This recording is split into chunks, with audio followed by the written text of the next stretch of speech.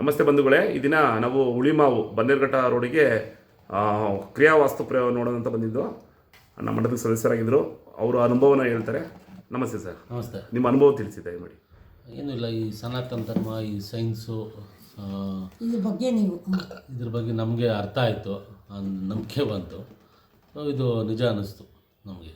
So first ನೋಡೋಕ್ಕೆ ಇದು ನಂಬಕ್ಕಾಗಲ್ಲ, ಏನೋ ನಮ್ಗೆ ಈ ಥರ ವಾಸ್ತುಗಳು ಎಲ್ಲರೂ ನೋಡ್ತಾ ಇರ್ತಾರೆ ಅಂತ ಅನಿಸುತ್ತೆ. ಇದು ಸೈನ್ಸ್ ನೋಡಿದ್ಮೇಲೆ ಏನನ್ಸು, ನಿಜ ಅನಿಸ್ತಾ ಸುಳ್ಳು ನಿಜ ಅನ್ನಿಸ್ತು, ಇದು ಇರೋದೇ ಅಂತ ನಾನು ರಿಯಾಲಿಟಿ ಅನಿಸ್ತು. ಆಮೇಲೆ ಈಸಿ ಆಗಿದೆ, ಕಷ್ಟ ಇದೆಯಾ ಇದು ನಮ್ಮದು ಕ್ರಿಯಾ ವಾಸ್ತು? ಈಸಿ ಇದೆ. ಆಮೇಲೆ ಗೋಡೆ ಹೊಡಿ, ಔಷಧಿ ತೆಗೀರಿ ಅಂತ ಹೇಳ್ಕೊಟ್ರೆ ಏನಾದರೂ? ಇಲ್ಲ ಹೇಳ್ಕೊಟ್ಟಿಲ್ಲ. ಅಮ್ಮ ಏನು ಅನಿಸ್ತಮ್ಮ ನಿಮಗೆ?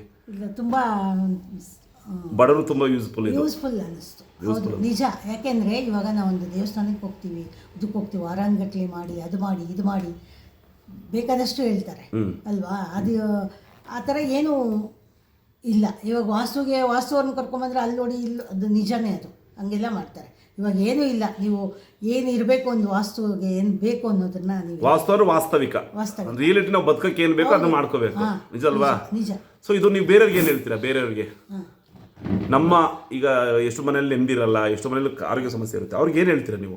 ಇದು ಒಳ್ಳೇದಂತೀರಾ ಏನಂತೀರಾ? ಒಳ್ಳೇದು, ಇದನ್ನೆಲ್ಲ ತಿಳ್ಕೊಂಡು ಇದನ್ನ ಅಳವಡಿಸ್ಕೊಳ್ಳೋದು ಒಳ್ಳೇದು. ಕರೆಕ್ಟ್. ಹೌದು ಕರೆಕ್ಟ್ ಸರ್. ನೀವೇನು ಹೇಳ್ತೀರಾ ಸರ್? ನಿಮ್ಮ ಸ್ನೇಹಿತರುಗಳಿಗೆ, ವಿದ್ಯಾವಂತರಿಗೆ ಅಳವಡಿಸ್ಕೊಂಡ್ರೆ ಒಳ್ಳೇದು, ತುಂಬ ಒಳ್ಳೇದು. ಸೈನ್ಸ್ ಕರೆಕ್ಟಾಗಿ ವರ್ಕ್ ಆಗುತ್ತೀರಾ?